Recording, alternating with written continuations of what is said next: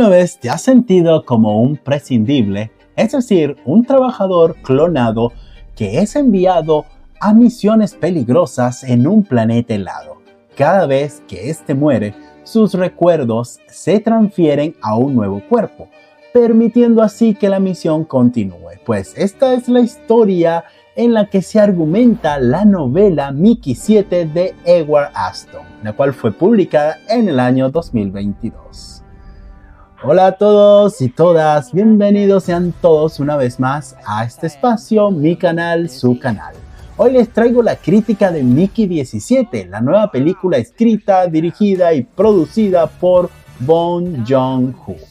Pero antes de comenzar, no olviden de suscribirse para no perderse ningún video y así acompañarme en este viaje cinematográfico. Entonces, comencemos. Bong Joon-ho es conocido por sus películas que mezclan géneros y crítica social. Ganó un Oscar por Parasite, una obra maestra que revolucionó el cine en su época.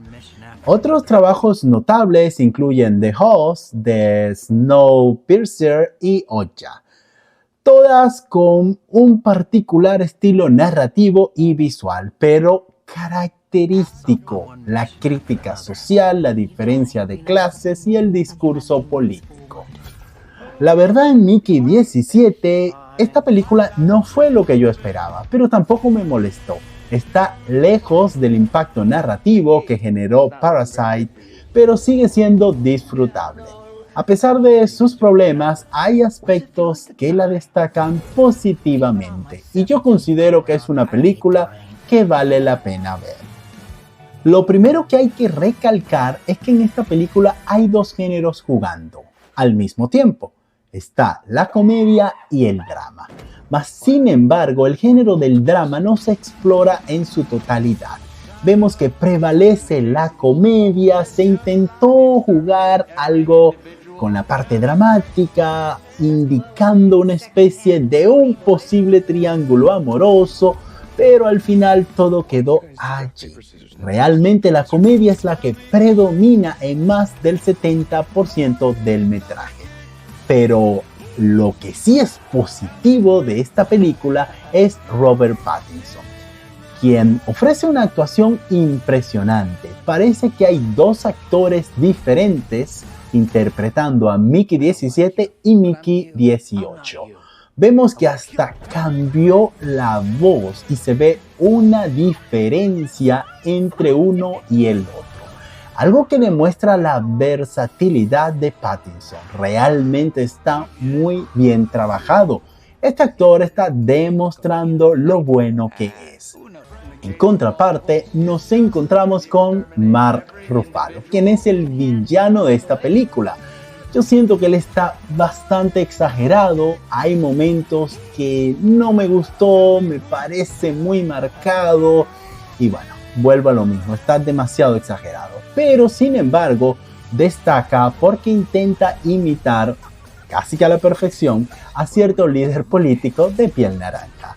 También se encuentra en el reparto Toni Collette, la cual está un poco más equilibrada en su actuación y realmente me gustó más. También nos encontramos a Naomi Ackie, a quien la vimos en Blink Twice, y ella está cumpliendo su rol y su papel a cabalidad y lo hace bastante bien. La música es otro acierto. En varias escenas logra salvar momentos que de otro modo perderían impacto. Y ni hablar de los efectos visuales, los cuales están bastante buenos, muy bien logrados.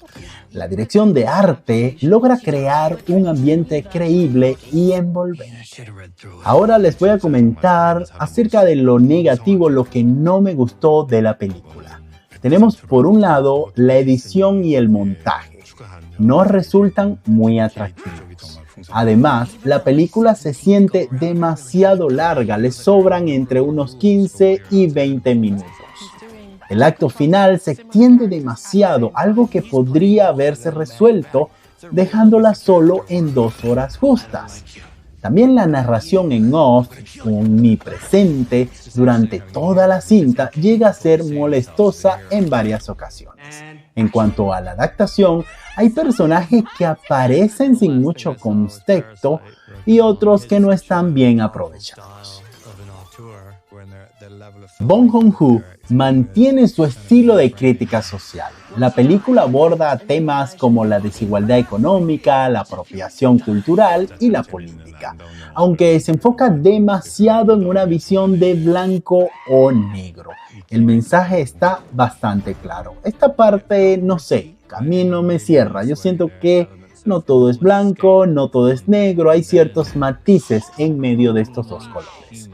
También hay una fuerte crítica ambiental denunciando la explotación laboral y el descuido del planeta Tierra. Desde mi perspectiva, también se puede interpretar como una crítica a las personas que pierden literalmente su vida en trabajos que no disfrutan, atados a rutinas para simplemente pagar sus cuentas. La película también explora cómo el entorno laboral puede cambiar nuestra forma de ser y cómo las empresas suelen ver a sus empleados como números fáciles de reemplazar.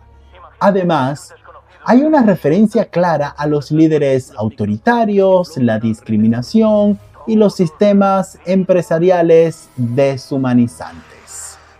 A la fecha de publicación de este video, la película tiene un 79% de aprobación por parte de la crítica especializada y un 73% por parte de la audiencia. Estos datos según Rotten Tomatoes. En mi caso particular, esta película es una... sí señores, manito arriba. Yo le daría un 7 sobre 10. No es perfecta, pero es una experiencia cinematográfica que vale la pena ver. Es tu turno. Me gustaría saber qué te pareció la película o si vas a irla a ver. Déjamelo saber en los comentarios, pero no olvides de regalarme un like, suscribirte a este canal y sígueme en el resto de mis redes sociales. Y bueno, será hasta un próximo video. Bye.